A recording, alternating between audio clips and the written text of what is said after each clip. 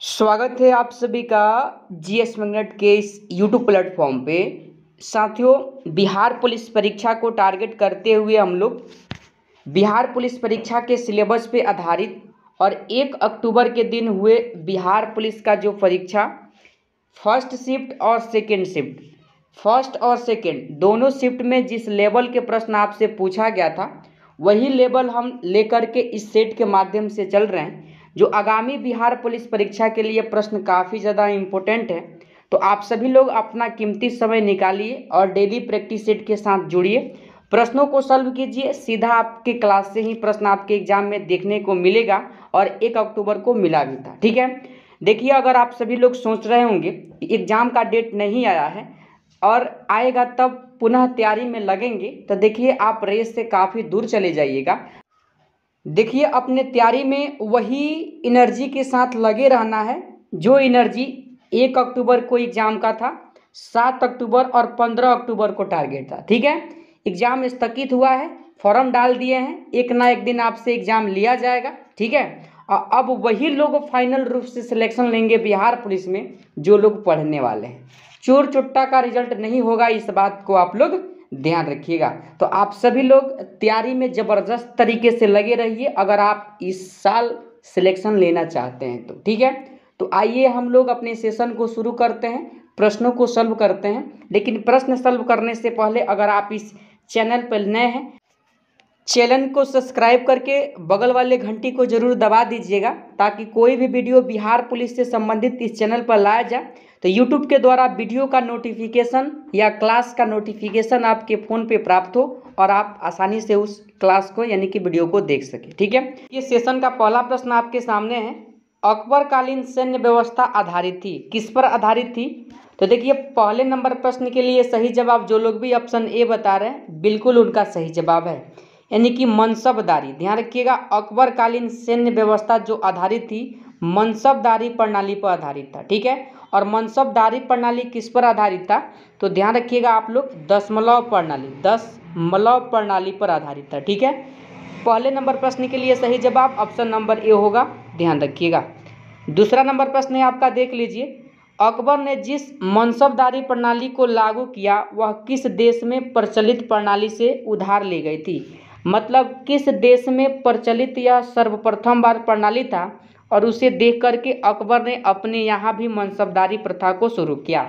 तो ध्यान रखिएगा, 2 के लिए सही जवाब ऑप्शन नंबर सी, मंगोलिया देश। मंगोलिया देश आपके प्रश्न का सही जवाब होगा, ध्यान रखिएगा। ठीक है, और मंगोलिया में ध्यान रखिएगा मनसबदारी प्रथा को सर्वप्रथम जो शुरू करने वाला व्यक्ति था चंगेज खां का नाम आप लोग सुने होंगे। चंगेज खां यानी कि चंगेज खान का नाम सुने होंगे, इन्होंने मंगोलिया में शुरू किया था। ठीक है, चलिए अगला प्रश्न क्या है, 3 नंबर। टीपू सुल्तान कहाँ का शासक था? टीपू सुल्तान कहाँ का शासक था, आपसे प्रश्न पूछा गया है। ठीक है, देखिए ध्यान रखिएगा आप सभी लोग, मैसूर का शासक था, ऑप्शन नंबर सी होगा 3 नंबर प्रश्न के लिए सही जवाब, ध्यान रखिएगा। टीपू सुल्तान, ध्यान रखिएगा, फतेह अली टीपू के नाम से भी इसे जाना जाता है। ठीक है, फतेह अली टीपू के नाम से भी जाना जाता है और टीपू सुल्तान हैदर अली का पुत्र था। ठीक है, और मैसूर का क्या था, शासक था, इस बात को आप लोग ध्यान रखिएगा। लेकिन यहाँ पर एक प्रश्न इम्पोर्टेंट आपसे पूछ लिया जाता है, टीपू सुल्तान की जो मृत्यु हुआ था, ध्यान रखिएगा, चतुर्थ आंग्ल मैसूर युद्ध में 1799 में हुआ था, यह भी आप लोग साथ साथ ध्यान रखिएगा। ठीक है, तो देखिए 3 नंबर प्रश्न के लिए सही जवाब ऑप्शन नंबर सी होगा, ध्यान रखिएगा। चौथा नंबर प्रश्न है आपका, ब्रिटिश शासन को भारत से उखाड़ फेंकने के लिए इनमें से किसने फ्रांसीसियों से मदद मांगी थी? किसने मांगी थी? तो देखिए आप सभी लोग जानते हैं कि टीपू सुल्तान अंग्रेजों को बैंड बजा करके रखा था। ठीक है, यानी कि ऑप्शन नंबर डी, ध्यान रखिएगा, 4 के लिए आपका सही जवाब होगा। ठीक है, टीपू सुल्तान ने फ्रांस की क्रांति में रुचि दिखाई थी, इस बात को आप लोग ध्यान रखिएगा। और आप सभी एक बात याद कीजिए, श्रीनगर पटना में स्वतंत्रता का वृक्ष भी लगाया था और जैकोबिन क्लब का सदस्य भी बना था, कौन? टीपू सुल्तान। ठीक है, तो 4 के लिए सही जवाब ऑप्शन नंबर डी होगा, ध्यान रखिएगा। 5वां नंबर प्रश्न आपके सामने है, उपनिषदों का फारसी में अनुवाद किस मुगल सम्राट के शासनकाल में हुआ? किस मुगल सम्राट के शासनकाल में हुआ, आपसे प्रश्न पूछा गया है। ध्यान रखिएगा option number A Shahjahan. Shahjahan आपके प्रश्न का सही जवाब होगा, ध्यान रखिएगा। और यहीं पर ध्यान रखिएगा शाहजहां ने 52 उपनिषदों का अनुवाद करवाया था। ठीक है, ऑप्शन नंबर ए होगा 5 नंबर प्रश्न के लिए सही जवाब। ठीक है, अगला प्रश्न है आपका 6 नंबर। किस मुगल बादशाह को जिंदा पीर कहा जाता है? जिंदा पीर किसे कहा जाता है? तो ध्यान रखिएगा मुगल बादशाह औरंगजेब को जिंदा पीर कहा जाता है। ठीक है, यानी कि ऑप्शन नंबर बी होगा 6 के लिए सही जवाब, ध्यान रखिएगा। अगला प्रश्न लगाइए 7 नंबर। किस वर्ष की उन तिथियों को क्या कहते हैं? यानी कि किसी वर्ष की उन तिथियों को क्या कहते हैं जिनमें रात और दिन की लंबाई में अंतर सर्वाधिक होता है? देखिए प्रश्न थोड़ा सा टॉप है, यानी कि लैंग्वेज थोड़ा सा टॉप बनाया है। और ध्यान रखिएगा संक्रांति, संक्रांति आपके प्रश्न का सही जवाब होगा, ऑप्शन नंबर सी में दिया गया। ठीक है, संक्रांति क्या है? तो ध्यान रखिएगा एक प्रकार का खगोलीय घटना है। ठीक है, एक प्रकार का खगोलीय घटना है। ध्यान रखिएगा आप सभी लोग 21 जून, ठीक है 21 जून को सूर्य कर्क की रेखा पर क्या होता है? लंबवत होता है, तो इसे कर्क संक्रांति कहते हैं। क्या कहते हैं? कर्क संक्रांति कहते हैं। और इसी 21 जून को उत्तरी गोलार्ध में क्या होता है? तो बड़ा दिन होता है। क्या होता है? बड़ा दिन होता है। इस बात को आप लोग ध्यान रखिएगा। तो 7 के लिए सही जवाब आपका ऑप्शन नंबर सी होगा, ध्यान रखिएगा। अगला प्रश्न है 8 नंबर। दिन और रात कहाँ बराबर होते हैं? दिन और रात कहाँ पर बराबर होते हैं? तो ध्यान रखिएगा भूमध्य रेखा या विषुवत रेखा या 0 डिग्री अक्षांश पर दिन और रात क्या होता है? बराबर होता है। तो 8 के लिए सही जवाब आपका ऑप्शन नंबर ए होगा, ध्यान रखिएगा।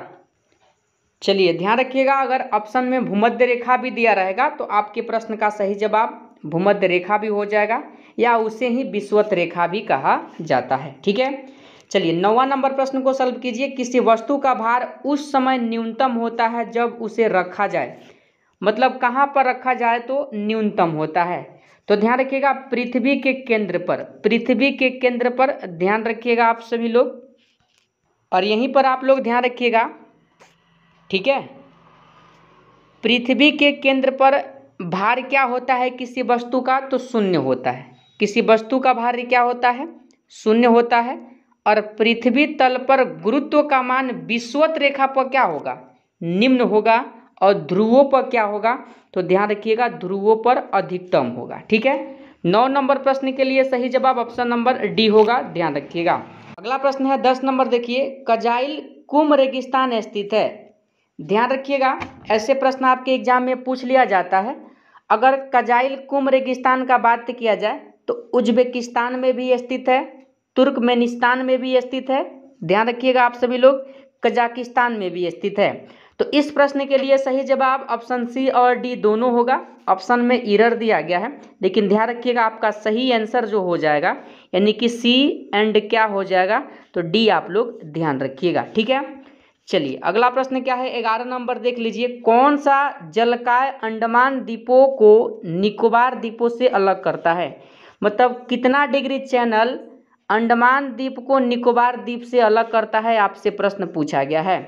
देखिए 11 नंबर प्रश्न के लिए सही जवाब ध्यान रखिएगा 10 डिग्री चैनल होगा। ठीक है, अंडमान को निकोबार से क्या करता है? अलग करता है। यहीं पर 6 डिग्री चैनल के बारे में बात किया जाए तो यह ग्रेट निकोबार को सुमात्रा से क्या करता है? अलग करता है। ठीक है, और यहाँ पर देखिए 8 डिग्री चैनल के बारे में अगर बात किया जाएगा तो ध्यान रखिएगा आप सभी लोग, यानी कि यह मालदीव को मिनी क्वाय से अलग करता है। मालदीव को मिनी क्वाय से करता है। 11 के लिए सही जवाब आपका ऑप्शन नंबर डी होगा, ध्यान रखिएगा। ठीक है, चलिए अगले प्रश्न की तरफ बढ़ते।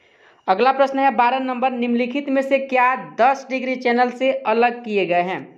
अभी बताए हैं कि 10 डिग्री चैनल के द्वारा जो अलग किए गए हैं अंडमान को निकोबार से, अंडमान को निकोबार से ऑप्शन नंबर बी होगा 12 के लिए सही जवाब, ध्यान रखिएगा। ठीक है, अगला प्रश्न देख लीजिए, इकोनॉमिक्स से प्रश्न है और जो लेवल 1 अक्टूबर को था वही लेवल है इकोनॉमिक्स का, ध्यान रखिएगा।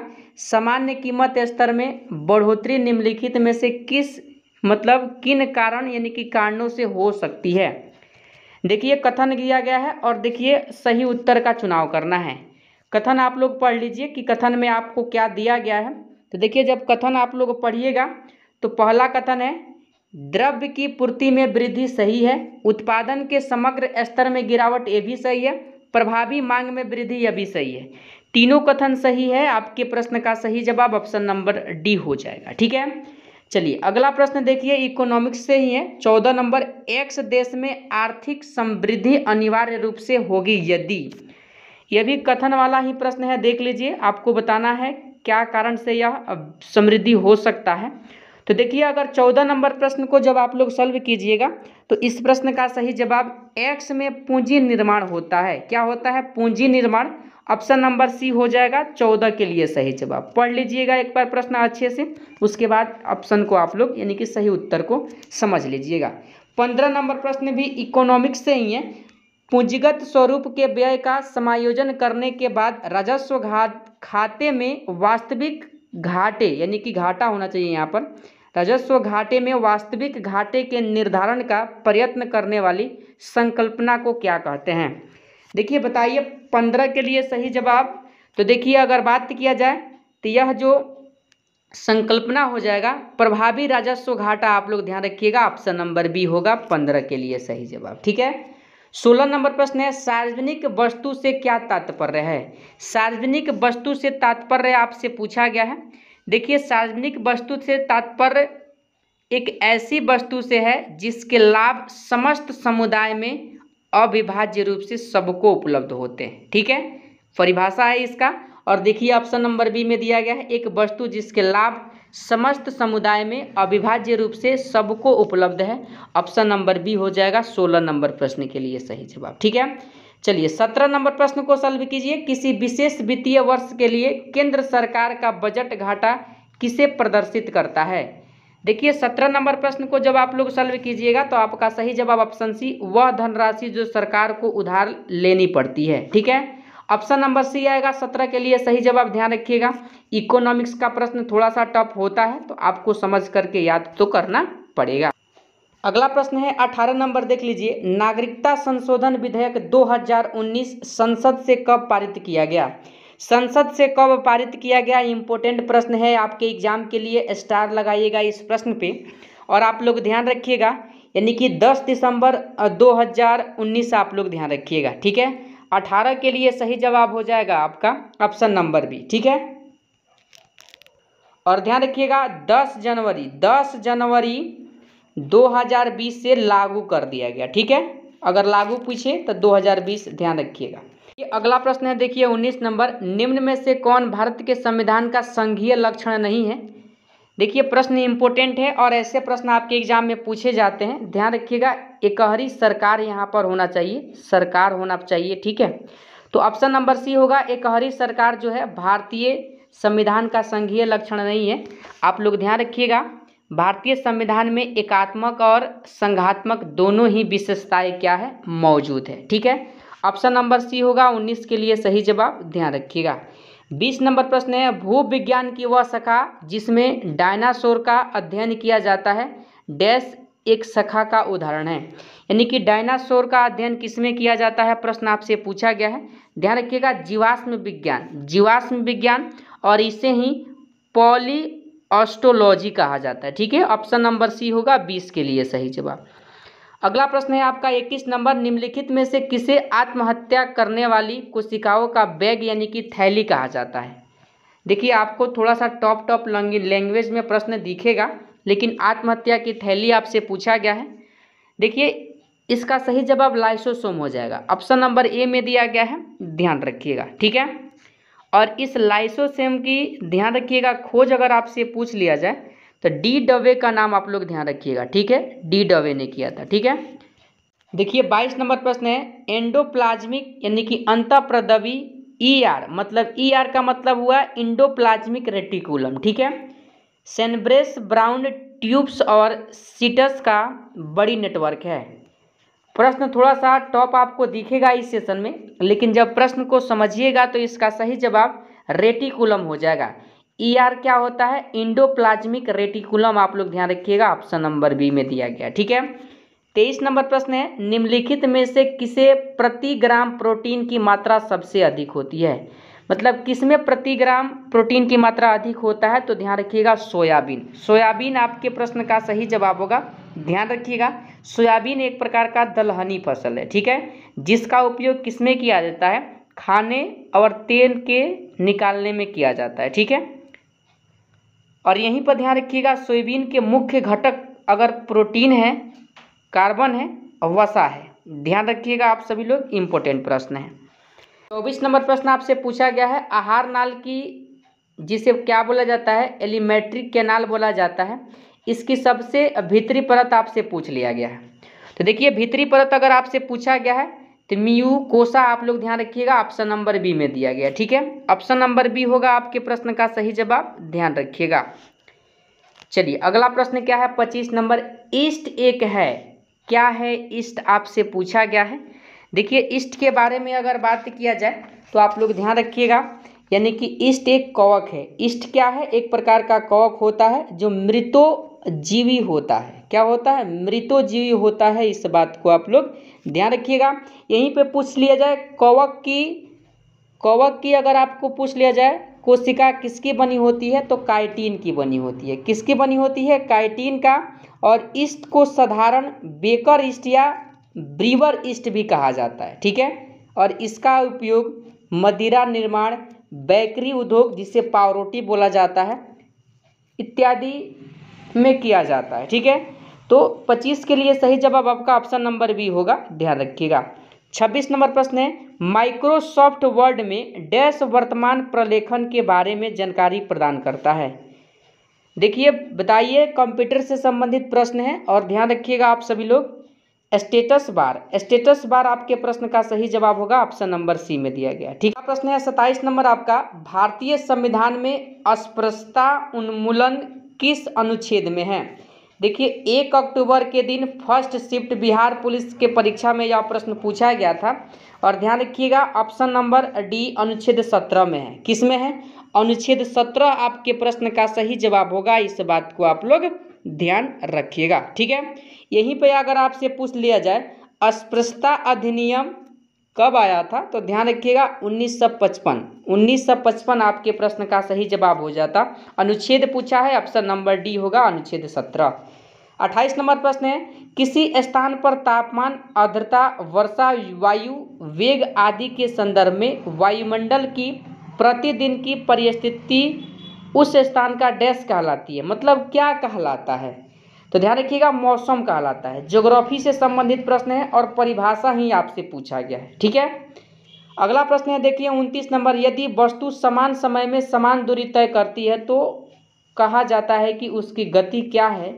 तो समान समय में समान दूरी, तो एक समान गति कहा जाता है। ऑप्शन नंबर ए आपके 29 नंबर प्रश्न के लिए सही जवाब होगा। सॉरी, एक मिनट, देखिए प्रश्न को पढ़िए थोड़ा सा। यदि वस्तु समान समय में असमान दूरी तय करे तो उसे असमान गति कहते हैं। ऑप्शन नंबर सी होगा आपके प्रश्न का सही जवाब। ठीक है, 30 नंबर प्रश्न है, 900 ओम प्रतिरोधक वाले किसी तापक से कितनी ऊष्मा यानी कि जूल में उत्पन्न होगी यदि इसमें से 0.3 एम्पियर की धारा 10 सेकंड के लिए प्रवाहित होती है। न्यूमेरिकल प्रश्न है और इसे सॉल्व करने के लिए आपको एक फार्मूला का उपयोग करना पड़ेगा, जिस फार्मूला का वैल्यू क्या होता है, तो ध्यान रखिएगा, H बराबर क्या होता है? I² RT होता है।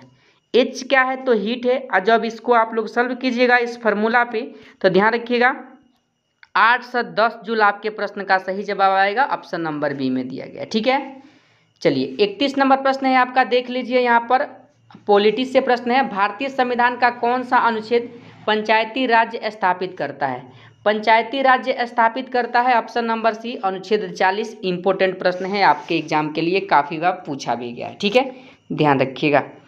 अगला प्रश्न है 32 नंबर, देखिए यहाँ पर भारत के राष्ट्रीय ध्वज पर चित्रित अशोक चक्र में कितनी तिलियां है? यह भी प्रश्न 1 अक्टूबर बिहार पुलिस के दिन यानी कि बिहार पुलिस की परीक्षा में पूछा गया था। 24 तिलियां है, ध्यान रखिएगा, ऑप्शन नंबर बी आपके प्रश्न का सही जवाब। और जो लोग कहते हैं कि सीट से प्रश्न नहीं आता है, देखिए क्या अपने से हम टाइपिंग इसमें कर दिए हैं। या प्रैक्टिस सेट है, अब वही कराते हैं जो आपके एग्जाम में आएगा। एक ही सेट से 2 प्रश्न तो मिल गया आपके परीक्षा में, देख लीजिए आप लोग। चलिए अगला प्रश्न है, देखिए यहाँ पर 33 नंबर। CSIR-NNL द्वारा रूपांकित तथा विकसित सारस PT-1N कितने सीटों वाला यात्री विमान है? कितने सीटों वाला यात्री विमान है? तो ध्यान रखिएगा, ऑप्शन नंबर बी 14 सीट वाले, ठीक है। चलिए अगला प्रश्न है 34 नंबर। भारतीय राज्य नागालैंड की आधिकारिक भाषा क्या है? नागालैंड की आधिकारिक भाषा ध्यान रखिएगा, अपवाद में अंग्रेजी है। क्या है? अंग्रेजी, आप लोग ध्यान रखिएगा, ठीक है। चलिए अगला प्रश्न है 35 नंबर। निम्नलिखित में से कौन सा संबंध शिशु में माता एवं पिता के द्वारा योगदान किए गए आनुवांशिक पदार्थ की मात्रा के विषय में सही है? ऑप्शन आप लोग देख लीजिए और ऑप्शन आपके सामने है और बताइए इस प्रश्न का सही जवाब क्या होगा। तो देखिए इस प्रश्न का सही जवाब हो जाएगा पिता बराबर क्या होगा? माता। पिता बराबर क्या हो जाएगा? माता। आप लोग ध्यान रखिएगा, आपके प्रश्न का सही जवाब ऑप्शन नंबर सी हो जाएगा, ठीक है। अगला प्रश्न है 36 नंबर। देखिए यहाँ पर प्रश्न को पढ़ लीजिए। पौधों द्वारा नाइट्रोजन किस प्रकार लिया जाता है? पौधों के द्वारा नाइट्रोजन किस प्रकार से लिया जाता है? तो ध्यान रखिएगा आप सभी लोग, अकार्बनिक नाइट्रेट अथवा नाइट्राइट के रूप में सही है, ठीक है। और देखिए कार्बनिक पदार्थों के रूप में भी लिया जाता है, सही है। सीधे वायुमंडल से लिया जाता है, यही क्या है? गलत है। सही पूछा है, 1 और 2 सही है, ऑप्शन नंबर ए में दिया गया है, ध्यान रखिएगा, ठीक है। अगले प्रश्न को सॉल्व कीजिए 37 नंबर। नगरपालिका में महिलाओं के लिए कितने सीटें आरक्षित होती है? नगरपालिका में कितने सीटें आरक्षित होती है? तो ध्यान रखिएगा, ऑप्शन नंबर सी 1/3 सीट, ठीक है। 1/3 सीट आपके प्रश्न का सही जवाब होगा, ध्यान रखिएगा, ठीक है। चलिए अगला प्रश्न क्या है, देखिए यहाँ पर 38 नंबर। देख लीजिए, डॉक्टर अंबेडकर के अनुसार कौन सा अनुच्छेद भारतीय संविधान का सबसे महत्वपूर्ण अनुच्छेद है?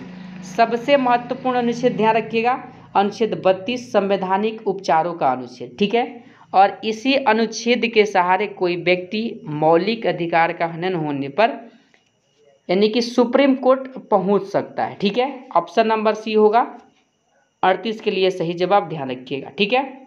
और हाई कोर्ट जाने का अधिकार कौन सा अनुच्छेद देता है? काफ़ी बार बताए हैं, कमेंट में आप लोग बताइए, ठीक है।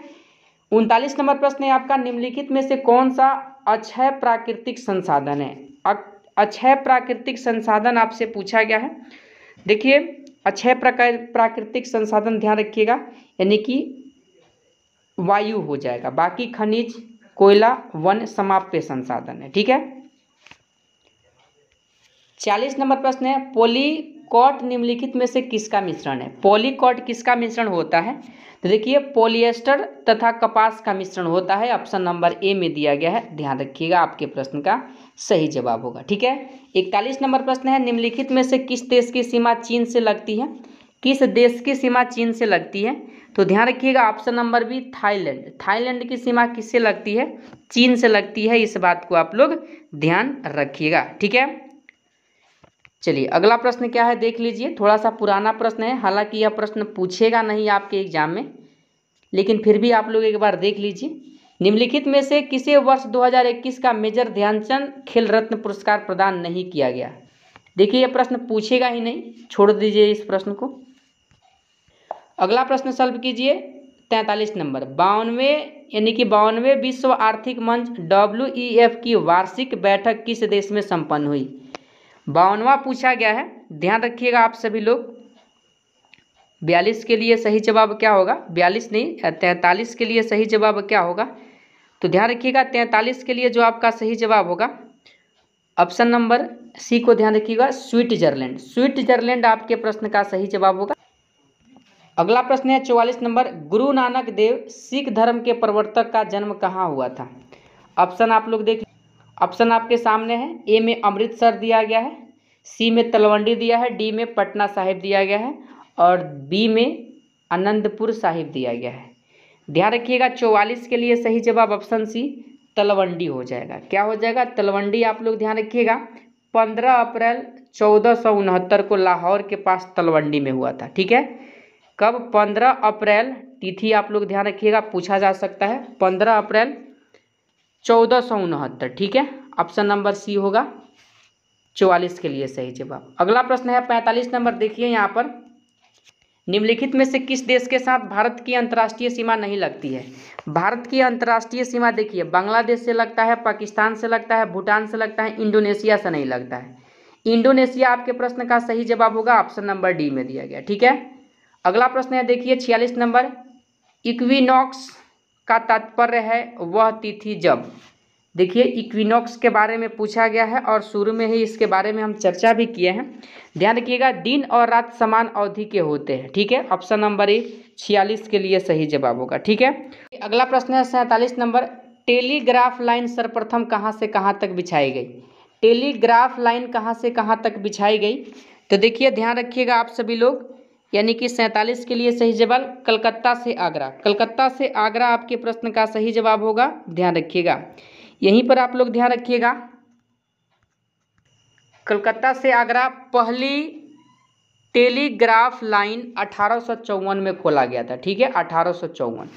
प्रश्न है 48 नंबर। निम्न में से किस प्रतिहार राजा ने आदिवराह की उपाधि धारण की थी?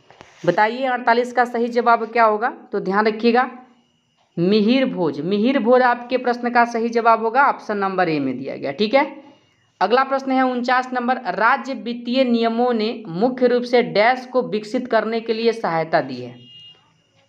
किस उद्योग को? उद्योग के बारे में पूछा गया है, ध्यान रखिएगा, मध्यम और लघु उद्योग। ऑप्शन नंबर सी होगा 49 के लिए सही जवाब। ठीक है, अगला प्रश्न है देखिए 50 नंबर। प्रच्छन्न बेरोजगारी का अर्थ सामान्यतः है जहां, यानी कि इसे छिपी हुई बेरोजगारी भी कहा जाता है। और ध्यान रखिएगा, इस प्रश्न के लिए सही जवाब ऑप्शन नंबर सी इसको बनाइएगा, सी होगा। श्रम की सीमांत उत्पादकता क्या हो? शून्य हो। ठीक है, ऑप्शन नंबर सी होगा 50 के लिए सही जवाब। उत्पादकता शून्य का मतलब क्या होता है? तो ध्यान रखिएगा आप सभी लोग, यदि लोगों को काम से हटा भी लिया जाए तो उत्पादन में कोई अंतर नहीं आएगा। ठीक है, ध्यान रखिएगा आप सभी लोग, इस प्रश्न के लिए सही जवाब ऑप्शन नंबर सी होगा। ठीक है, तो देखिए हम लोगों का जो सेट नंबर 1 है, सेट नंबर 1 है, 1 से हम लोगों का 50 प्रश्न कंप्लीट हुआ। अब हम लोग टेस्ट नंबर 2 के प्रश्नों को सॉल्व करेंगे। ठीक है, टेस्ट 2 का पहला प्रश्न आपके सामने है। जन शताब्दी एक्सप्रेस रेलगाड़ी किसके जन्म शताब्दी का घोतक है? ध्यान रखिएगा, पहले नंबर प्रश्न का सही जवाब Pandit Jawaharlal Nehru, option number C होगा। ठीक है, अगले प्रश्न को सॉल्व कीजिए 2 नंबर। 1857 के सिपाही विद्रोह को सर्वप्रथम राष्ट्रीय विद्रोह किसने कहा?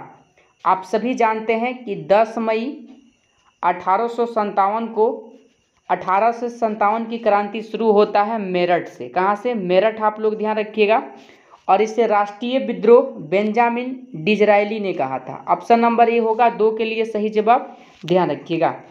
अगला प्रश्न है देखिए 3 नंबर। हल्दी घाटी का युद्ध 1576 ईस्वी में किनके बीच में हुआ था? ध्यान रखिएगा, हल्दी घाटी का युद्ध अकबर और महाराणा प्रताप के बीच हुआ था। ऑप्शन नंबर ए होगा आपके 3 नंबर प्रश्न के लिए सही जवाब। ठीक है, चौथा नंबर प्रश्न है। पाक जलडमरू किन 2 देशों के बीच में स्थित है?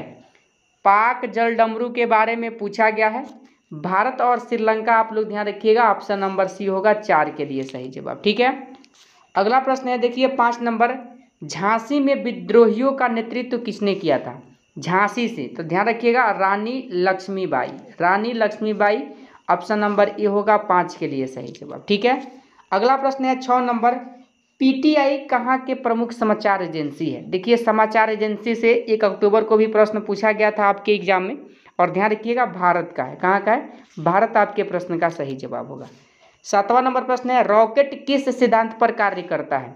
तो ध्यान रखिएगा, न्यूटन के गति के तृतीय नियम पे आधारित कार्य करता है, और नहीं तो संवेग संरक्षण के सिद्धांत पे। ऑप्शन नंबर ए ध्यान रखिएगा 7 के लिए सही जवाब होगा।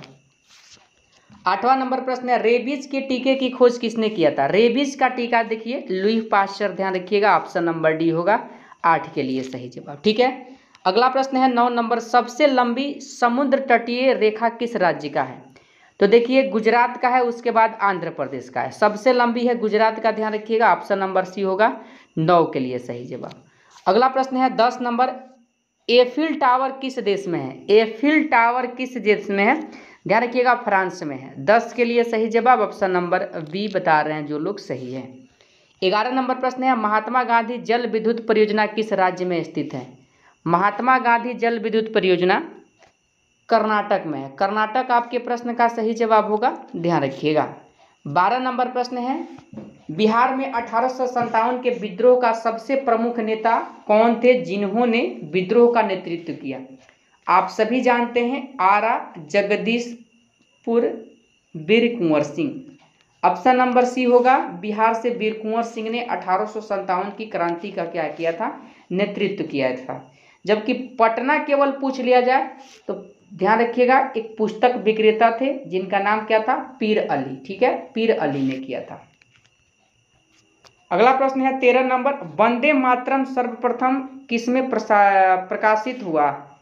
बताइए किसमें प्रकाशित हुआ? तो ध्यान रखिएगा, अर्थशास्त्र। अर्थशास्त्र आपके 13 के लिए सही जवाब, सॉरी अर्थशास्त्र क्यों, आनंद मठ। आनंद मठ आपके प्रश्न का सही जवाब होगा, ध्यान रखिएगा। अगला प्रश्न है 14 नंबर, देखिए भारत में विदेशी मुद्रा का अभिरक्षक कौन है?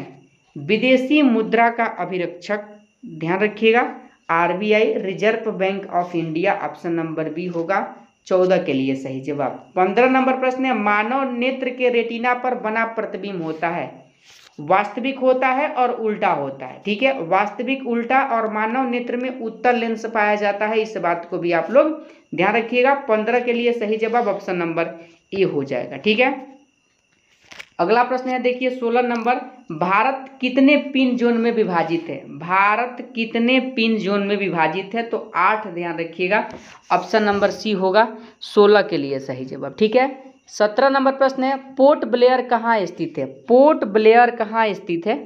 देखिए पोर्ट ब्लेयर अंडमान निकोबार पर स्थित है। ठीक है, अंडमान निकोबार की राजधानी कहाँ है? Port Blair. और एक कहाँ है? दक्षिणी अंडमान में है, इस बात को आप लोग ध्यान रखिएगा। ठीक है, 18 नंबर प्रश्न है, अंतारा किस देश के प्रमुख समाचार एजेंसी है? समाचार एजेंसी से आपके एग्जाम में एक प्रश्न रहेगा, कंफर्म है।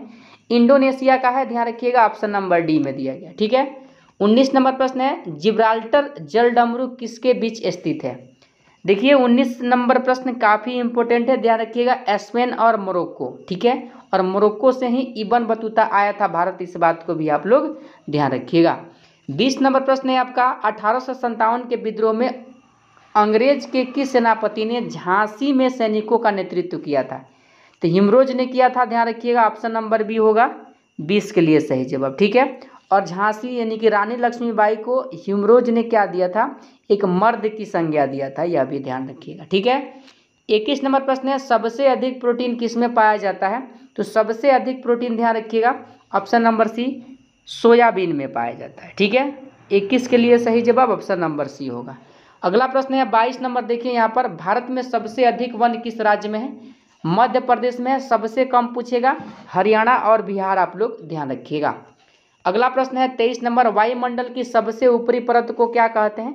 देखिए निचली परत को क्षोभमंडल कहा जाता है और ऊपरी परत को क्या कहा जाता है? तो बहिर्मंडल कहा जाता है। ठीक है, 23 के लिए सही जवाब ऑप्शन नंबर बी को आप लोग ध्यान रखिएगा। अगला प्रश्न है 24 नंबर, पेट्रोलियम किस चट्टान में पाया जाता है? तो पेट्रोलियम का अगर मैं बात कर लूँ तो ध्यान रखिएगा, पेट्रोलियम ऑप्शन नंबर बी औषधि चट्टान में पाया जाता है। 24 के लिए सही जवाब ऑप्शन नंबर बी होगा। 25 नंबर प्रश्न है, विद्युत धारा का माप किससे किया जाता है? इजी प्रश्न है, एमीमीटर आप लोग बता दीजिएगा, ऑप्शन नंबर ए में दिया गया। ठीक है, 26 नंबर प्रश्न है आपका, तास किस देश की प्रमुख समाचार एजेंसी है? मैं बार बार कहता हूँ, समाचार एजेंसी से एक प्रश्न आपके एग्जाम में रहेगा, आपके सेशन से ही रहेगा। रूस ध्यान रखिएगा, 26 के लिए सही जवाब हो जाएगा। ठीक है, अगला प्रश्न है 27 नंबर, चंपू किसकी मिली जुली पद्धति है? बताइए। देखिए चंपू का अगर मैं बात करूं तो ध्यान रखिएगा, गद एवं पद की। गद एवं पद ऑप्शन नंबर सी आपके प्रश्न का सही जवाब होगा। 28 नंबर प्रश्न है, शरीर में आयरन की कमी से कौन सी बीमारी होती है? शरीर में आयरन की कमी से पूछा गया है। देखिए शरीर में आयरन की कमी से एनीमिया रोग होता है, ऑप्शन नंबर ए होगा 28 के लिए सही जवाब। ठीक है, 29 नंबर प्रश्न है, गरण दल के सबसे प्रमुख नेता पूछा गया है। हालांकि सुभाष चंद्र बोस, लाला लाजपत राय, बिपिन चंद्रपाल सभी लोग थे, लेकिन सबसे प्रमुख पूछा गया है बाल गंगाधर तिलक हो जाएगा आपके प्रश्न का सही जवाब, ध्यान रखिएगा। 30 नंबर प्रश्न है, अंग्रेज द्वारा कोलकाता से राजधानी को परिवर्तित करके दिल्ली कब लाया गया? दिल्ली 1912 में लाया गया था, ध्यान रखिएगा। ऑप्शन नंबर ए आपके प्रश्न का सही जवाब होगा।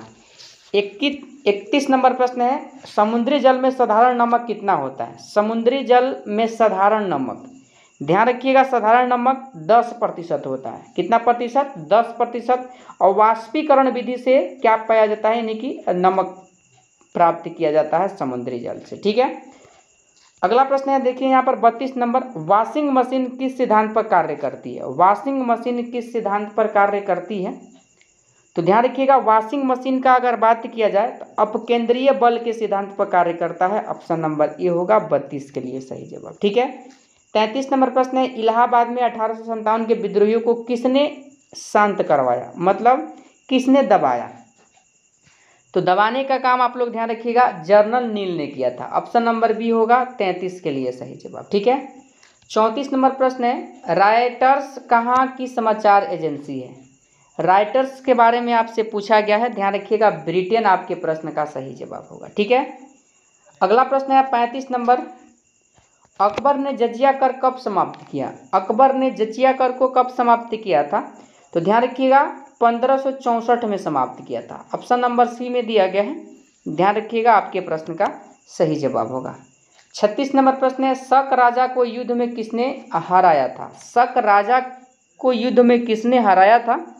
तो देखिए 36 के लिए सही जवाब चंद्रगुप्त द्वितीय का नाम ध्यान रखिएगा, ऑप्शन नंबर सी में दिया गया, ठीक है। 37 नंबर प्रश्न है, मेगास्थनीज किसके दरबार में आया था? मेगास्थनीज किसके दरबार में आया था? तो ध्यान रखिएगा चंद्रगुप्त मौर्य के दरबार में आया था। चंद्रगुप्त मौर्य 37 के लिए सही जवाब ऑप्शन नंबर ए होगा, ठीक है। 38 नंबर प्रश्न है, स्वेज नहर की लंबाई कितनी है? स्वेज नहर की लंबाई आपसे पूछा गया है। देखिए स्वेज नहर की लंबाई ध्यान रखिएगा 160 किलोमीटर, ठीक है, 160 किलोमीटर आप लोग ध्यान रखिएगा। लेकिन ध्यान रखिएगा विकिपीडिया के अनुसार स्वेज नहर की लंबाई 193.3 किलोमीटर आप लोग ध्यान रखिएगा, ठीक है। आपके ऑप्शन में भी 193.3 किलोमीटर ही होगा, 160 नहीं होगा, इस बात को ध्यान रखिएगा। लेकिन ऑप्शन में दिया गया है 160, तो इसको ऑप्शन के अकॉर्डिंग लगाइएगा, लेकिन आपका सही उत्तर 193.3 किलोमीटर हो जाएगा, ठीक है। 39 नंबर प्रश्न है, एएपी किस देश की प्रमुख समाचार एजेंसी है? तो ध्यान रखिएगा एएपी जो हो जाएगा ऑस्ट्रेलिया का है, ठीक है, ऑस्ट्रेलिया आपके प्रश्न का सही जवाब। अगला प्रश्न है 40 नंबर, सिन्हुआ किस देश की प्रमुख समाचार एजेंसी है? देखिए यह समाचार एजेंसी चीन का है, ध्यान रखिएगा ऑप्शन नंबर ए को, ठीक है। अगला प्रश्न है 41 नंबर, ए ट्रेन टू पाकिस्तान के लेखक कौन है? देखिए ए ट्रेन टू पाकिस्तान के लेखक option number B Khushwant Singh का नाम आप लोग ध्यान रखिएगा, ऑप्शन नंबर बी को, ठीक है। तो टेस्ट 2 में हम लोगों ने 41 प्रश्नों को सॉल्व किया है और टेस्ट 1 में हम लोगों ने 50 प्रश्नों को सॉल्व किया है। टोटल 91 प्रश्न को हम लोग इस सेशन में सॉल्व किए हैं, जो आपके बिहार पुलिस परीक्षा के सिलेबस पे आधारित 1 अक्टूबर के दिन हुए बिहार पुलिस दोनों पाली की जो परीक्षा का प्रश्न का पूछने का लेवल था, उस लेवल पे आधारित प्रश्न था। काफ़ी इंपॉर्टेंट प्रश्न आपके एग्जाम के लिए है, इस बात को आप लोग ध्यान रखिएगा। तो आप लोग कमेंट में बताइए कि आप 91 में कितना स्कोर कर पाए हैं। सेशन कैसा लगा कमेंट में बताइए, आप कितना स्कोर कर पाए हैं इसे भी कमेंट में बताइए। चैनल पर नए हैं, चाहते हैं कि प्रैक्टिस सेट बिहार पुलिस के लिए वीवीआई प्रश्नों का सॉल्व करना, तो ज़रूर चैनल को सब्सक्राइब करके सेशन को ज़्यादा से ज़्यादा शेयर कर दीजिए, ठीक है, और सेशन को लाइक कर दीजिए, क्योंकि एक सेशन लाने में काफ़ी मेहनत करना पड़ता है। तो चलिए आज के सेशन को यहीं पर समाप्त करते हैं, फिर मिलते हैं अगले सेशन के साथ। तब तक के लिए जय हिंद, जय भारत।